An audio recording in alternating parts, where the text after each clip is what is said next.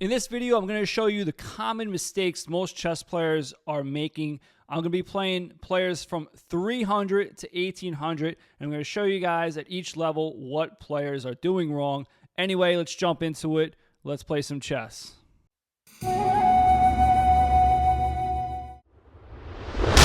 All right, so our first game, we have a 300. 300, for those of you who don't know, it's not very high rated, but a lot of work, a lot of improvement, to still make 300, but let's see what a 300 chess player is doing wrong. 300 is basically like an absolute noob, absolute beginner, a total rook. I don't mean the castle when I say a rook. I mean a rookie, like not a very experienced chess player.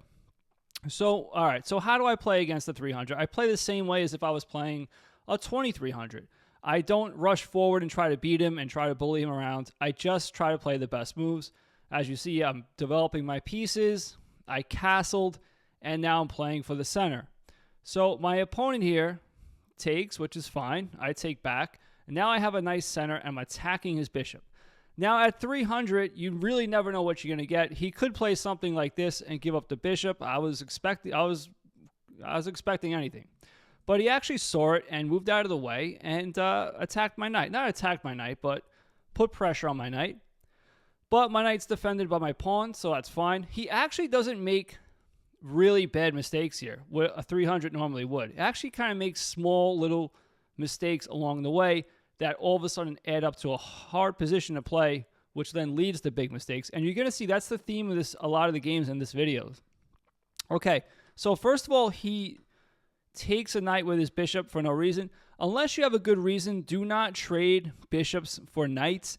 Bishops are slightly better, and the bishop pair is an advantage. So he just gave me the bishop pair, so that's a slight concession he made. So far, another mistake right here. He took and he got rid of his other bishop. Not only that, but now my pawns are together and I have a strong center. You'll hear that double pawns are bad, but I've said this many times. Double isolated pawns might be bad, especially in the endgame, but pawns like this in an L shape where they're together, not bad at all. I actually have a very strong center and the bishop pair, an open lane for my rook. I have a very good game.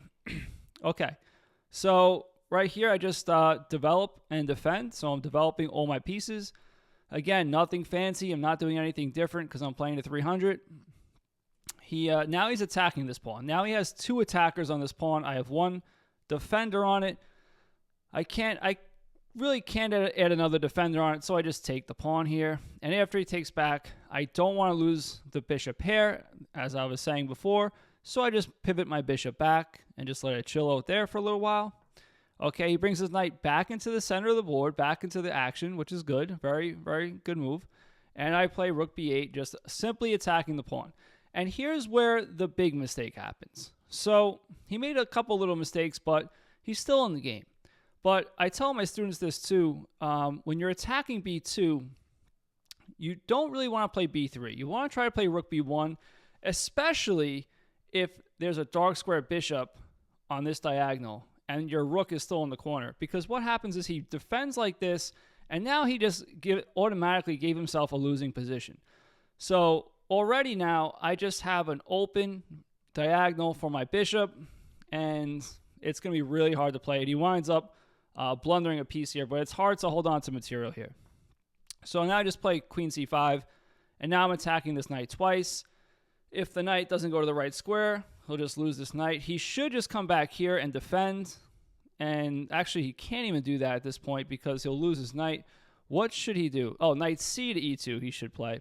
And then he can defend his knight. And he's staying in the game. But again, it's when you put yourself in tough situations, you can blunder easily. In this position, he came here, doesn't do anything.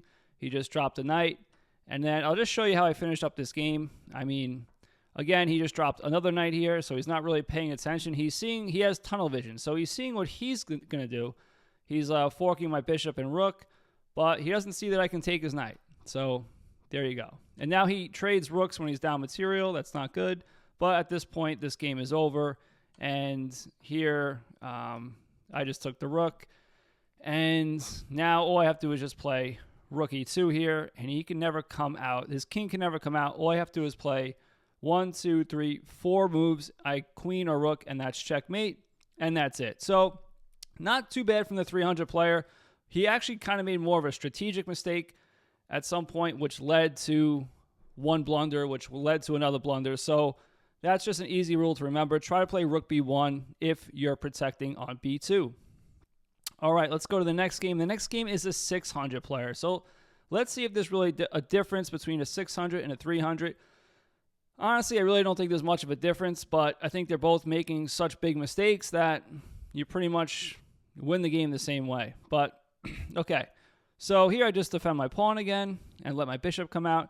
Here, my opponent just simply drops a pawn. So I'm attacking this 1, 2, 3 times. He's defending it twice. That's not good, so I simply just win a pawn. And now he makes it even worse and just drops a knight. So actually the 300 played better than the 600, but maybe his rating isn't too accurate. I don't know. But I castled here. Okay, my opponent goes for my bishop. I can't just bring my bishop back because then they'll take my bishop, which was defending my knight. When I take back, they take my knight, and now I just gave back a piece. So here I just dropped my knight back, and now I'm defending the bishop with the pawn and the knight. And my idea is if he takes, not to take with the pawn and mess up my structure, but to take with the knight. Also, I'm hitting this 1, 2, and I can pile up 3 times. So I would win that pawn too, probably. Okay, my opponent did not play that. He just developed, and we got to this position. Again, he just gives up another pawn. This looks good, like he's pinning my queen, but my queen's defended twice, so I can just grab a pawn here. And he gives up another knight here. Just, again, if you see the theme of this, beginners, like players under 1,000, they're pretty much just giving up material. They're not asking themselves, what's my opponent's threat? And they're just walking into a lot of blunders. And in this position, my opponent here resigned. All right, let's get to more of the intermediate players. So let's go to our next player who's 1,300, almost 1,400 actually. And what went astray here? Actually, here, my opponent played f5. We really don't want to move the f pawn when the king is not castled, because you'll hear that the f7 square is the most vulnerable square, most vulnerable focal point on an uncastled king, and that's true. But also this diagonal is very vulnerable too when the king is still in the center. So we don't want to do that. So you should not have played f5, and this already gives me a very comfortable position. I just developed. There's nothing to lunge forward and do yet. This is just something to keep an eye on. It's something that's going to give him problems later on in the game, or actually not too far into the game. So here I take, and my opponent... actually, I should probably mention something here. I don't want to take and bring my opponent's pieces into the game. So that's my rule. I don't take... You'll hear take is a mistake, and that's kind of too vague, so I wouldn't tell you guys that. But I will tell you, don't take if it's bringing your opponent's pieces into the game. So instead of taking here, right, because I'm bringing my opponent's piece into the game, I'll just defend my pawn and develop my piece. So now if he takes, he's bringing my piece into the game. Okay, so now you'll see here, I simply take the knight. Now, what's the difference? Because I told you before I would just defend instead of take, but here I took. The difference is he cannot take back with a piece. He can take back with a pawn, 2 pawns, but not a piece. So he cannot take back and develop and bring his pieces into the game. So for that reason, I took. And also, you'll see that his king is a little airy now. Not only this diagonal, but this file is open. So here I played bishop d3, developing, and also getting ready to attack this diagonal, which you'll see. My opponent played knight c6, and now queen h5, check. The point is if he comes here, I was going to play this check. If he takes, I would take the rook in the corner. So he's already in kind of a situation here. So he moves his king up to avoid that. And now, again, simply I just develop, get my pieces into the game. And now he really blunders. Now he, again, you can say, oh, well, your opponent blundered, but he blundered because he was in a bad position. And he got himself in a bad position, or a tough position, I should say, to play. It actually wasn't a horrible position. It was a tough position to play because he played the wrong strategic moves, which is an easy thing to remember. Don't move the F pawn in the opening. Okay, the game before was play rook b1, don't play pawn b3, and open up the diagonal. Here it's just remembering don't move the F pawn. It's very simple. Little things like this can really help your rating out. So now this is an actual blunder for tactical reasons. I simply just took the pawn, and after he takes back, he shouldn't have taken back, but after he does, check, and I get the queen.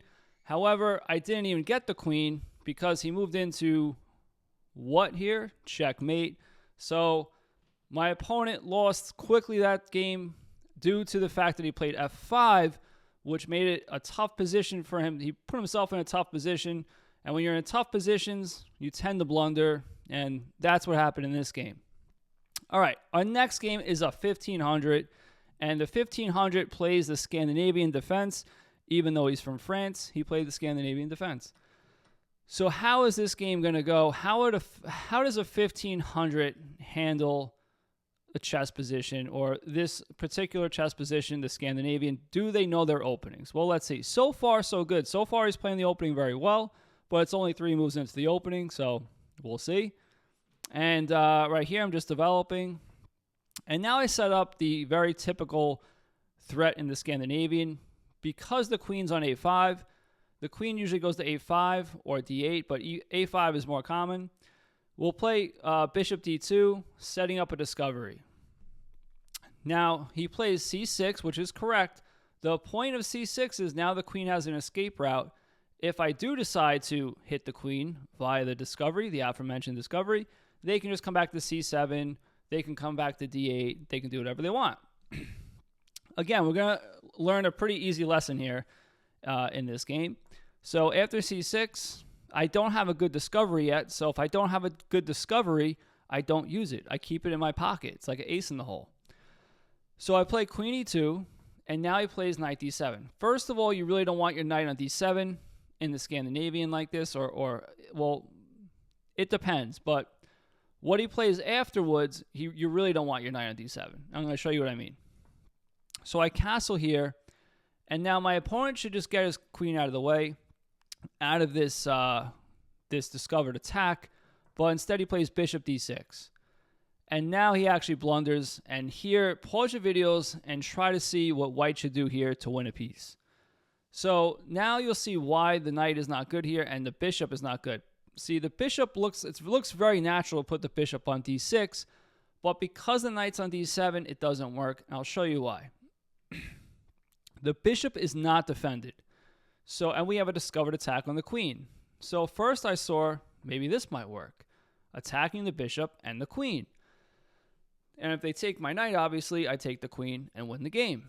So, but I saw my opponent can move out of the way of the attack and defend their bishop. So that doesn't work. That doesn't do anything. But then I saw, wait a sec.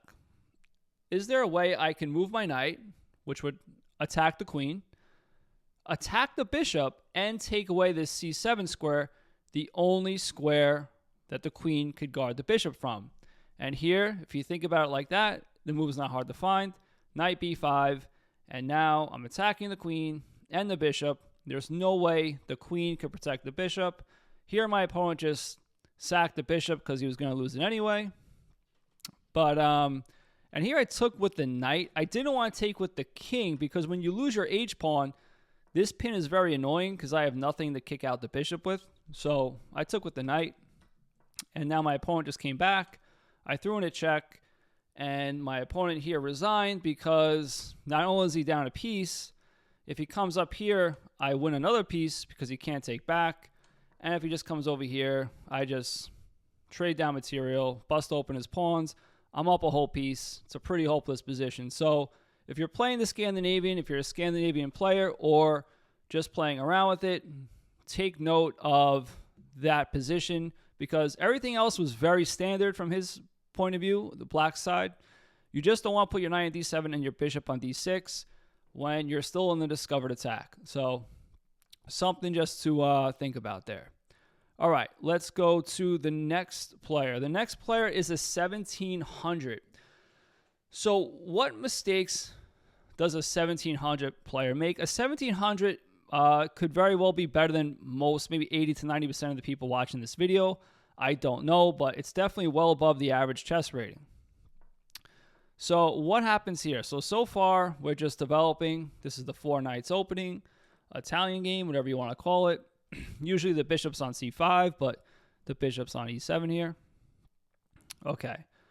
After d6, bishop e3, just developing. And now we have a pin on g4. This is very common. So some players freak out about this. The reason why I can just ignore this pin now and actually step out of it is because my opponent's castled and I'm not castled. And I'll show you what I mean by that. I played queen d2 here. Now, a lot of times we don't step out of this pin because we don't want our opponent to double our pawns. We want to keep our queen here, so if they take, we can take back and not double our pawns. The reason why it doesn't matter here, and why I would want him to do that, is because if he doubles my pawns here, I have an open lane of attack to his king, and not only that, my king is not in jeopardy. Usually if you double the pawns, your king's in jeopardy because my king's not over there. So I can move my king to this side of the board where it's safe, and I have an attack. I have the best of both worlds. So that's why if that, just keep that in mind. If you're not castled yet and you know your opponent's already castled to one side of the board, you can just totally, completely ignore that threat. Okay, so now queen d7, and now I play h3. My point was I was either hoping for him to take, double my pawns, as I mentioned before, or he comes back. Now I kick the bishop out and then castle queenside, and now what happens is now I have, when you have kings on opposite sides of the board, you want to throw the pawns at your opponent. That's the strategy, and now I'm winning the race. I'm already halfway to his king, and his pawns are already back here, so I have a slight advantage with that. However, after h3, my opponent played the best move, which is bishop e6, which is a good move. Now, I didn't want to take and give him this because then it opens his rook, and also his center is very strong. He could play d5. So I simply just played bishop a2. It's a common idea. And now if he takes, I would just take with the knight, not with the rook, because I want to have flexibility to castle each way. If I took with the rook, I can't castle queenside. That was my idea. So he did take, I took with the knight, and he played d5. I took here, and after he took, again, like I mentioned in the other game, I don't want to give up the bishop for knight for no reason, so I played bishop g5. He took, and I took, and he played rook e8. Okay, at this point, my king's in the center, and his rook is facing my king. Fast moves like this could be coming, so I have to get out of dodge. So I castled. It's a very good, safe move to make. And my opponent is playing excellent game. He's completely developed now. So if he was one of my students, I'd be very proud of him. He's completely developed. His king is castled and safe. He has a very good position. And I have to, myself, get my rook into the game and my knight back into the game. Okay, so first I bring my rook to d1. And then he attacks my queen. You don't want, again, you really don't want to play f6, move the f-pawn. He's castled, so it's not as bad as if his king was in the center like the other game, but it's still not great. It's at least I don't have a light square bishop. If I had a light square bishop, then it's even worse. But here it's not so bad, but not great. Okay, my opponent gets a nice knight though on f4. So this is an excellent piece. So far my opponent's playing a very, very good chess game. So how do you beat players like this? What are they doing wrong? Why are they 1700? And why are they not 19, 2000, 2200, whatever? Well, let's see. I bring my knight back into the game. It's actually the same thing, what these players, these advanced players are doing, that the beginner players are doing. They play a decent game, and all of a sudden they just fall apart. When you play an advanced player, they just fall apart later on in the game usually. It's like walking a tightrope. So you'll see this game is even the whole game, and then all of a sudden he gets destroyed in like 3 moves. So I'll show you what I mean. So he brings the knight in. I trade knights with him. And I wanted to get rid of this knight because this knight's excellent. So I was thinking about playing something like this. The problem is, after he trades with me, he gets this pawn. So I don't like that. So what do I do about that?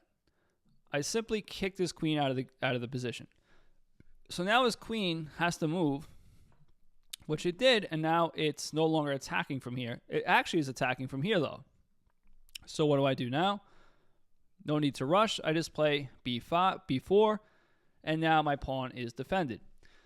So I know I said before, don't play this, play rook b1. I would be undeveloping my rook to do that, or developing it in the kind of spot I don't want to develop it in.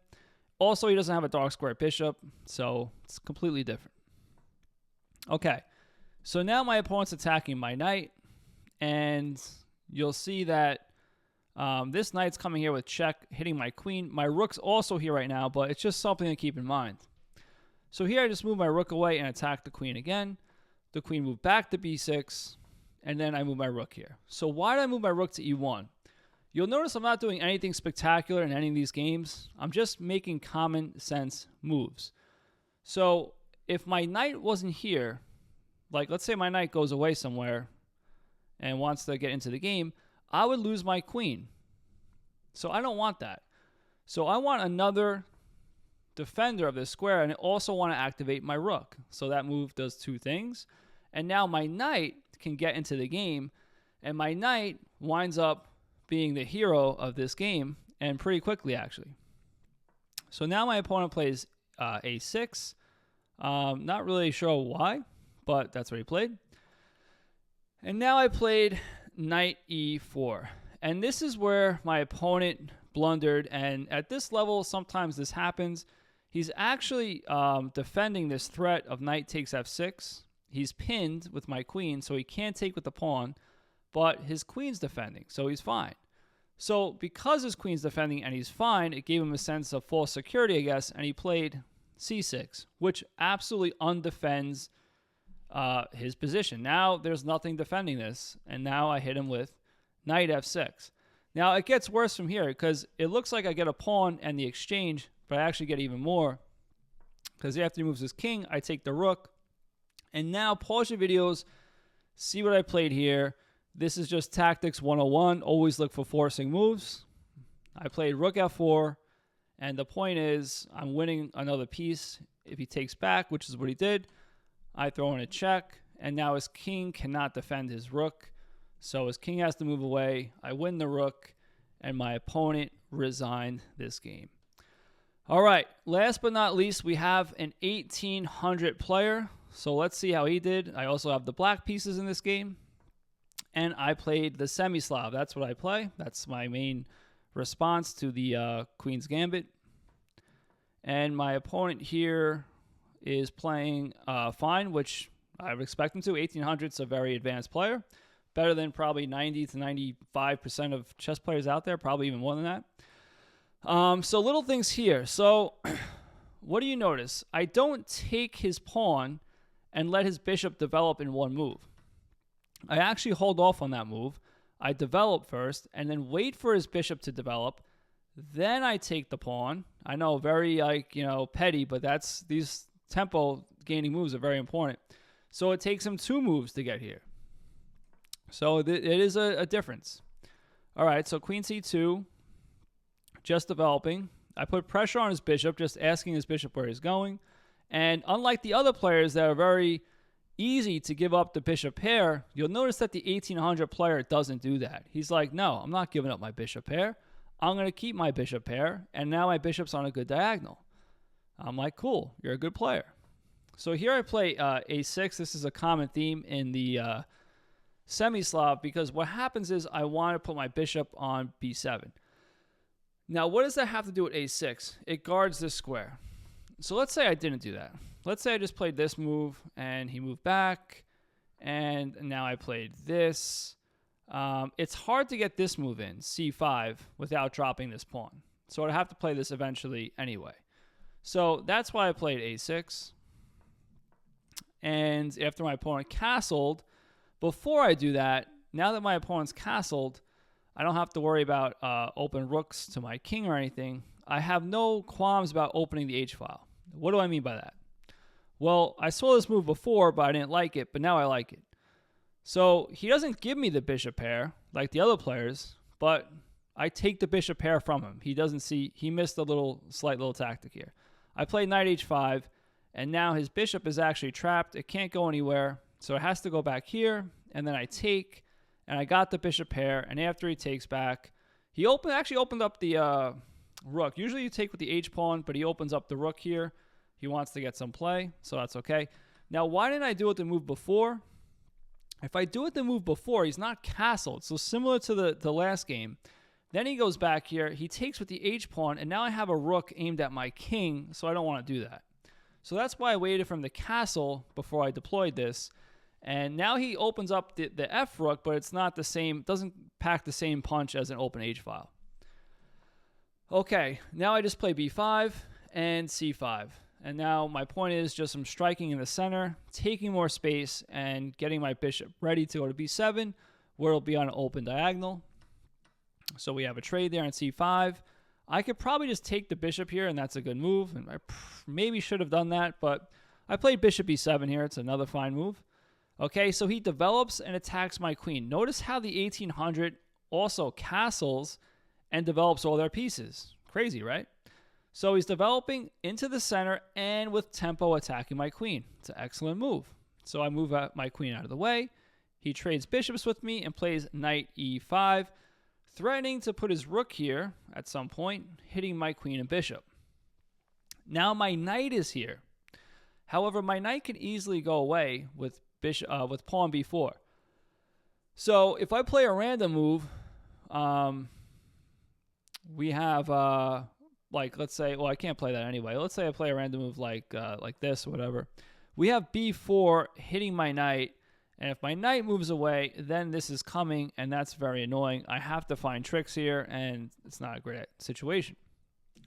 So here I played rook c8. Again, I'm developing too. I develop all my pieces, and this is actually an answer to the threat of b4 and rook d7. And I'll show you what I mean by that. And it's very simple. I'm just simply developing and putting my rooks opposite to my opponent's queen and on an open file. So now when he plays b4, I simply play knight a4 because I'm pinning the knight now and hitting it twice. If the knight moves away, obviously I get the queen. But my opponent's 1800, so he saw that. So he played rook d7. Now, the point is I'm winning at this point, but you have to find the one winning move. So pause your videos and try to find the winning move. Okay. If I take the knight, he takes my queen. If I take his queen, I'm not up a piece because he comes back and takes my bishop. So that doesn't work. Another move you might be thinking is queen b6. So now I'm attacking this with check. So if he takes, I take with check, and then I win the knight. However, he would play knight takes, hitting the queen, so he's up a piece. I have to find this in-between move in, and now he just defends like this, though, and now I'm not in a good situation. However, after rook d7, again, I found the best move here, and it's not really hard if you think about what you balance your threats with your opponent's threats. We are definitely going to win this piece. We just have to preserve our queen and come out a piece ahead. So basically what I mean is he's going to get this bishop. But how do we let him get this bishop and we get this and something else? So basically what I do is I scan the board for undefended pieces, which is the knight here, and I played queen b8, and that pretty much seals the deal, believe it or not, because after he takes my bishop, I take his knight. Now, I don't take on c3, because then he has queen e4 protecting his knight.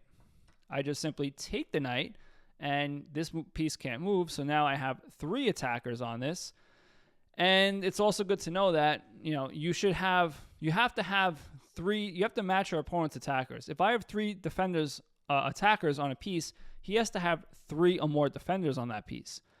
So if he only has 1 defender, the queen, he can't add 2 defenders in one move. That's also something to note. So here my opponent resigned because after I take the knight, we're both even material, but there's no way he's holding on to this piece. And not to mention this pawn's also bad. It's going to go, and he's going to lose the game. So all right, there you have it. Hope you guys got a lot out of that. And if you like this video, please make sure you subscribe. I have a lot more content out there and a lot more content coming out that's very, very helpful to all chess players of all different ratings. And if you like this video, also check out this video. It's also very helpful. Now get out there, go play some chess.